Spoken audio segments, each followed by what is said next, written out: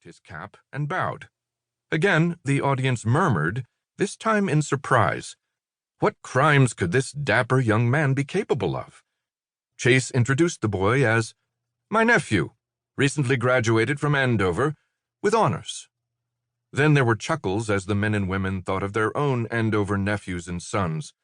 Wouldn't they like to put those charming boys in a cage every once in a while? This little fellow, Chase explained, is a liar and a thief. He fibs both when it is convenient to him, but also for the sake of the fib itself, the sheer fun of it. Using his wit and his smile, he deceives family, friends, teachers, and even young lovers for his own gain. He also takes money from any pocketbook or wallet handy, including that of his dear, generous uncle.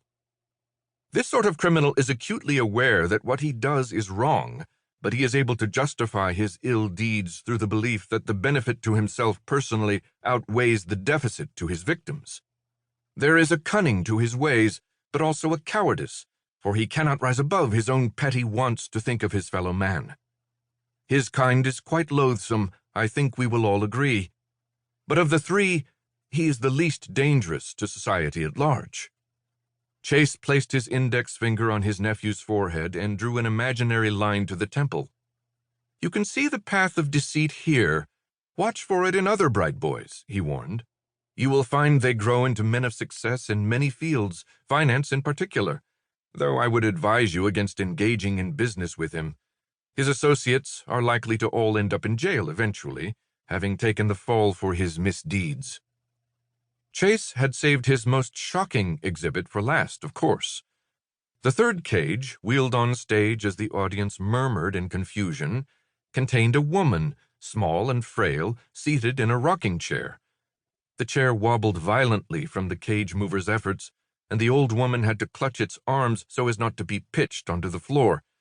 But once the moving was done and the rocking became more gentle, she picked up a ball of yarn and needles from her lap and began to knit, paying no attention to the audience whatsoever. Ladies and gentlemen, may I present to you the third criminal of the evening? My mother. The gasps were resounding. Chase went on to enumerate the woman's offenses. My dearest mother is not the gentle matron she appears, he began. She is, in fact, a person of great abilities, if you follow my meaning. In previous, more ignorant eras, she might have been labeled a witch, but we of the modern day know such beings do not exist. Instead, there is among us a certain kind of woman who can so subtly bend her cruelty as to seem almost magical. She can use her words to change the will of those around her so they do her bidding. This is a criminal who traffics in crimes of the psyche and the emotions.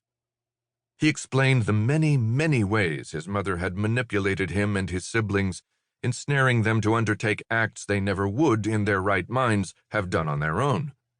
Some such acts were benign, studying piano instead of violin, others bafflingly malicious, pushing a prep school rival down a flight of stairs. I did these things, Chase said, but not because I wished them. She planted them in me. I must posit here that this sort of criminal is the most terrifying, not for the atrocities she commits, but for the mindset with which he undertakes them. This is a criminal who genuinely believes her deeds to be in the best interests of her victims. In this way, she can justify any act, great or small. There is no evil as ghastly as evil which calls itself good and is peddled in public as such. Think of temptresses, of self-described soothsayers, of women who lure children from their homes for nefarious purposes. They are all of this kind. As he spoke, his audience became more and more agitated. It was not clear if this agitation was in objection to Chase's claims. How could he speak so ill of his mother, or in sympathy with them, as they considered their own mother's abuses? The crowd grew in its loudness so that it became difficult for Chase to be heard over the din. "Let the woman speak for herself," cried a man from the front row. Chase took the cue. He stood back and extended his arm to his mother, suggesting the floor was hers, even though the cage confined her to just a few square feet of it. She chose to remain seated and rocking. "Oh, Winnie boy, you know I ain't done none of those things to you,"